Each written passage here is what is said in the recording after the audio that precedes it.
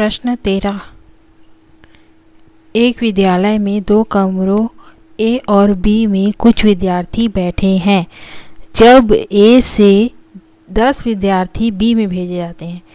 2 कक्षा है ए और बी, ये कक्षा ए, ये कक्षा बी। बोल रहा है कि दोनों कक्षा में कुछ विद्यार्थी बैठे हैं।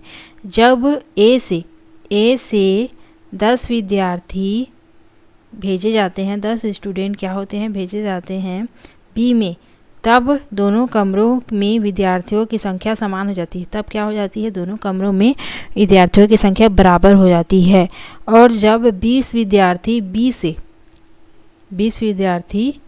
बी से ए में भेजे जाते हैं, तब ए के विद्यार्थियों की संख्या बी से दुगनी हो जाती है। तब ए के विद्यार्थियों की संख्या बी से 2 गुनी हो जाती है।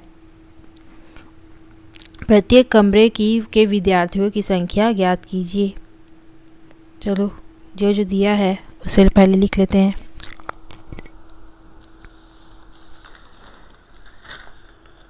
विद्यार्थियों की संख्या ज्ञात करना है तो विद्यार्थियों की संख्या को क्या मान लेते हैं, कक्षा ए के विद्यार्थियों की संख्या x और कक्षा बी के विद्यार्थियों की संख्या y मान लेते हैं। 13 क्वेश्चन है, माना कि, जो निकालना है उसी को मान लेते हैं कि कमरे ए में विद्यार्थियों की संख्या कितनी है, x, और कमरे बी में विद्यार्थियों की संख्या कितनी है, y। ये हम मान लेते हैं। अब प्रश्नानुसार बोल रहा है कि प्रश्न में कि जब ए से बी में 10 विद्यार्थी भेजे जाते हैं, जब कक्षा ए से बी में 10 विद्यार्थी भेजे जाते हैं, तब कक्षा ए में कितने विद्यार्थी हो जाएंगे,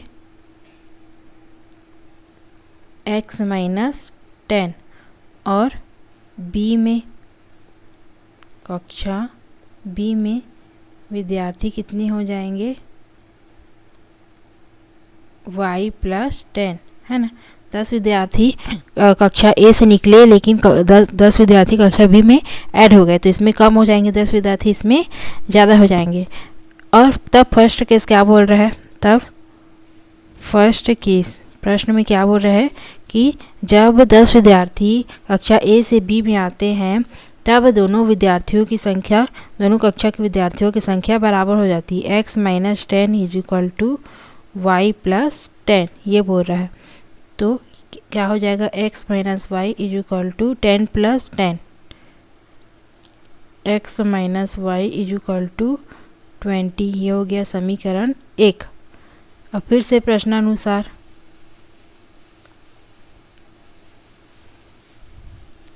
जब कक्षा बी से कितने विद्यार्थी, 20 विद्यार्थी ए में भेजे जाते हैं, 20 विद्यार्थी कक्षा ए में भेजे जाते हैं, तब कक्षा ए में कितने विद्यार्थी हो जाएंगे, विद्यार्थियों की संख्या कितनी हो जाएगी, कक्षा ए में विद्यार्थी कितने हो जाएंगे, x + 20, और कक्षा ए में आ रहे हैं इस वजह से उसमें प्लस हो गया 20, और कक्षा बी से जा रहे हैं तब बी में कितने हो जाएंगे, y - 20, बी से जा रहे हैं इस वजह से y - 20। तब सेकेंड केस क्या बन रहा है यहाँ पे, सेकेंड केस जब कक्षा ए में बी से क्या हो रहे हैं, 20 विद्यार्थी में आ रहे हैं, तब क्या हो रहा है, कक्षा कक्षा ए में कक्षा बी में ए से क्या हो जा रहे हैं, प्रश्न क्या बोल रहा था, भेजे जाते हैं। कक्षा बी में बी से ए में 20 विद्यार्थी जब भेजे हो जाते हैं तब ए के विद्यार्थियों की संख्या बी से दुगनी हो जाती है। तब ए के विद्यार्थियों की संख्या बी से 2 गुनी हो जाती है। ए में विद्यार्थियों की संख्या बी से 2 गुनी हो जाती है। x + 20 = 2y - 40 और x - 2y = -40 - 20, x - 2y = -60। ये हो गया समीकरण 2। अब समीकरण 1 से क्या देखेंगे, यहाँ पर हम लोग x = क्या आ जाएगा, 20 + y। ये हो गया समीकरण 1। फिर से लिख सकते हैं। अब इस x के मान को समीकरण 2 में रखते हैं। समीकरण 1 से देखते हैं तो x का मान क्या है, 20 + y - 2y = -60। तो 20 को इधर लेके जाएंगे तो ये -20 हो जाएगा और y - 2y तो ये हो जाएगा -y -y = -60 - 20 क्या आ गया, -80। y का मान क्या आ गया,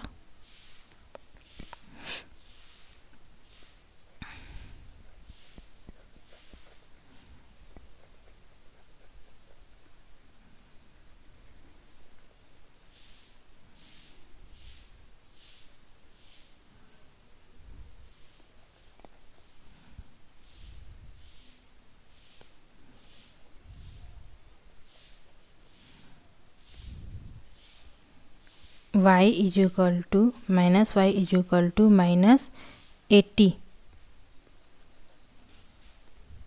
-80 दोनों तरफ से क्या कर दिए, माइनस को माइनस काट दिए, दोनों तरफ से माइनस कट गया तो y का मान आ गया 80। अब इस y के मान को, y का मान समीकरण 1 में रखने पर क्या होगा, एक क्या है समीकरण x = 20 + y, x = 20 + 80 तो x = कितना आ गया, 100। तो कक्षा ए में विद्यार्थियों की संख्या को क्या माने थे हम, x माने थे और कक्षा बी में विद्यार्थियों की संख्या को y माने थे। तो कक्षा बी में विद्यार्थियों की संख्या हो गई 80 और कक्षा ए में विद्यार्थियों की संख्या हो गई 100। ये हो गया हमारा उत्तर। 100 विद्यार्थी हैं कक्षा ए में और 80 विद्यार्थी है कक्षा बी में। यही हमारा क्या है, उत्तर। नेक्स्ट देखते हैं। नेक्स्ट प्रश्न क्या है, दूसरा 14वां प्रश्न है 14th। जब किसी आयत की लंबाई में 5 इकाई की कमी तथा चौड़ाई में 2 इकाई की वृद्धि कर दी जाती है तब उसका क्षेत्रफल 80 वर्ग इकाई कम हो जाता है। जब उसकी लंबाई में 10 इकाई की वृद्धि और चौड़ाई में 5 इकाई की कमी कर दी जाती है तो आयत का क्षेत्रफल 50 वर्ग इकाई बढ़ जाता है। आयत की लंबाई और चौड़ाई ज्ञात कीजिए। आयत की लंबाई और चौड़ाई ज्ञात कीजिए। जो ज्ञात करना है उसे मान लेते हैं। आयत की लंबाई है x और चौड़ाई है y।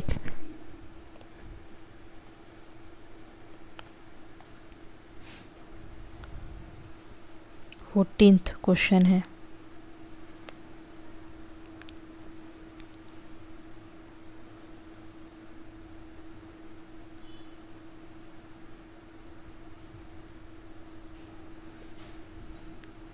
माना कि आयत की लंबाई है x और आयत की चौड़ाई है y। ये हमने मान लिया। अब प्रश्न बोल रहा है कि किसी आयत की लंबाई में 5 इकाई की कमी तथा चौड़ाई में 2 इकाई की वृद्धि कर दी जाती है। तब प्रश्नानुसार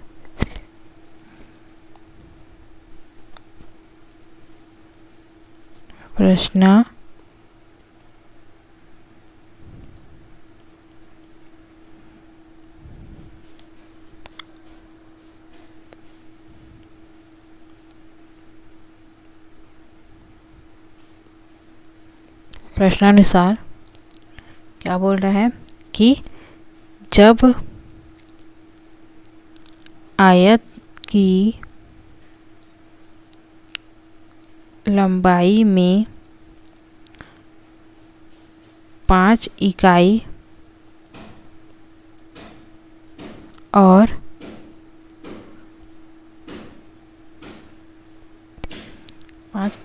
की कमी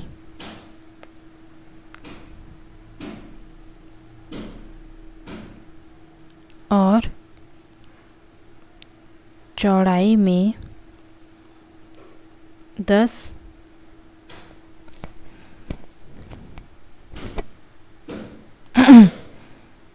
और चौड़ाई में 5 लंबाई में 5 इकाई की कमी और चौड़ाई में 2 इकाई की वृद्धि कर दी जाती है। और चौड़ाई में 2 इकाई की वृद्धि कर दी जाती है। तब क्या होता है, आयत की लंबाई क्या हो जाएगी, आयत की लंबाई हो जाएगी x - 5 और चौड़ाई क्या हो जाएगी y + 2। फर्स्ट केस बोल रहा है कि जब आयत की लंबाई में 5 इकाई की कमी और आयत की चौड़ाई में 2 इकाई की वृद्धि हो जाती है, तब आयत का क्षेत्रफल क्या हो जाएगा। आयत का क्षेत्रफल क्या होता है, फॉर्मूला आयत का क्षेत्रफल बराबर लंबाई गुणित चौड़ाई। आयत का क्षेत्रफल बराबर होता है लंबाई गुणित चौड़ाई। और आयत का क्षेत्रफल लंबाई गुणित चौड़ाई में क्या माने थे हमने, लंबाई को x और चौड़ाई को y। तो x y आ गया आयत का क्षेत्रफल। तो प्रश्न फर्स्ट केस में बोल रहा है कि जब आयत की लंबाई में 5 इकाई की कमी और चौड़ाई में 2 इकाई की वृद्धि हो जाती है, तब आयत के क्षेत्रफल में 80 इकाई की कमी हो जाती है। तो आयत का क्षेत्रफल क्या होता है, लंबाई गुणित चौड़ाई। तो अब आयत का लंबाई क्या है, x - 5 और चौड़ाई क्या है y + 2, लंबाई गुणित चौड़ाई बराबर आयत का क्षेत्रफल में 80 इकाई की कमी हो जाती है। तो x y - 80 हो गया। ये हो गया हमारा पहला कंडीशन। अब चलो सो गुणा करते हैं। तो x y - 2x - 5y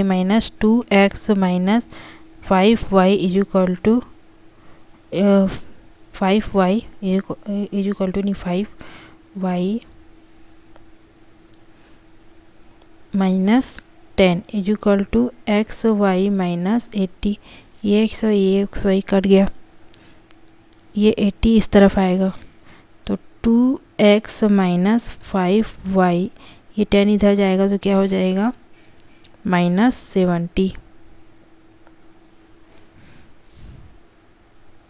10 इस तरफ जाके प्लस 10 हो जाएगा और -80 प्लस 10 इज इक्वल टू -70।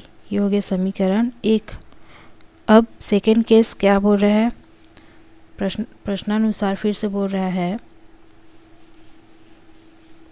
कि जब आयत की लंबाई में 10 इकाई की वृद्धि x प्लस 10 इकाई की वृद्धि और चौड़ाई में 5 इकाई की कमी हो जाती है, तब क्षेत्रफल क्या हो जाता है।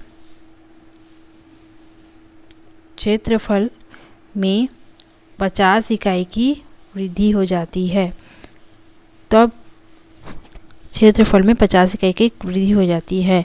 लंबाई, आयत का क्षेत्रफल क्या होता है, लंबाई गुणित चौड़ाई बराबर क्षेत्रफल होता है। XY प्लस 50, फिर से गुणा करेंगे तो XY minus 5x plus 10y 10 पंचे 50 minus 50 is equal to XY plus 50। ये XY कटा, क्या आया, -5x प्लस 10y, ये -50 इधर जाके प्लस 50 हो जाएगा, तो 50 प्लस 50 100। या फिर इसको ऐसे भी लिख सकते हैं XY 5x minus 10y is equal to -100। ये हो गया समीकरण 2।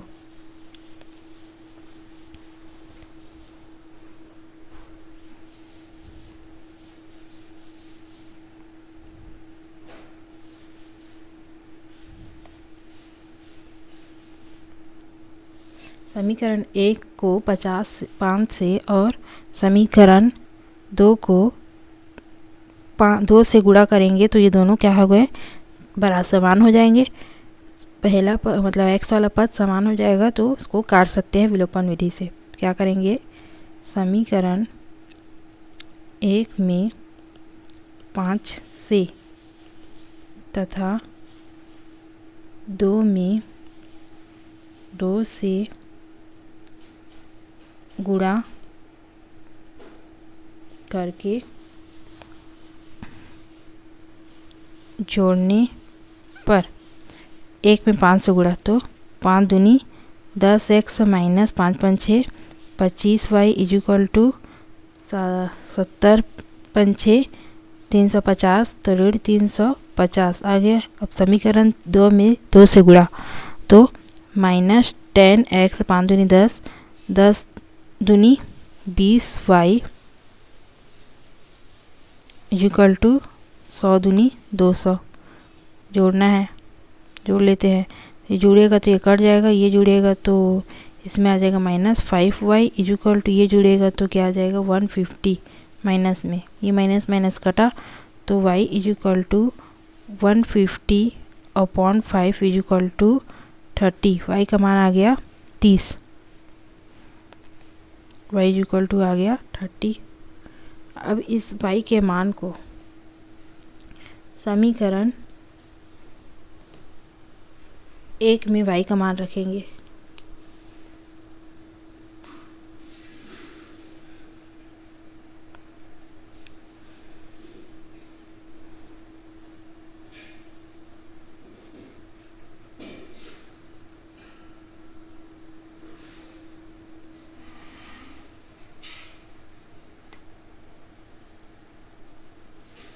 y इक्वल टू आया है 30।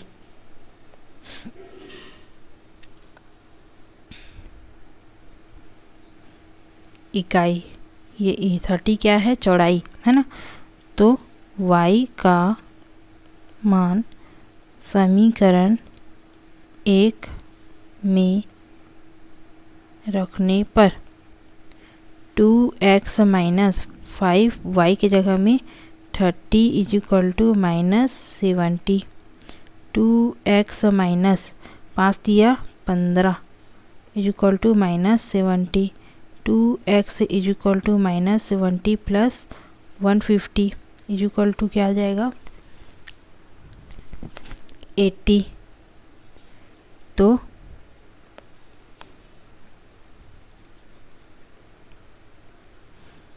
2x is equal to 80, x is equal to 40 आ गया।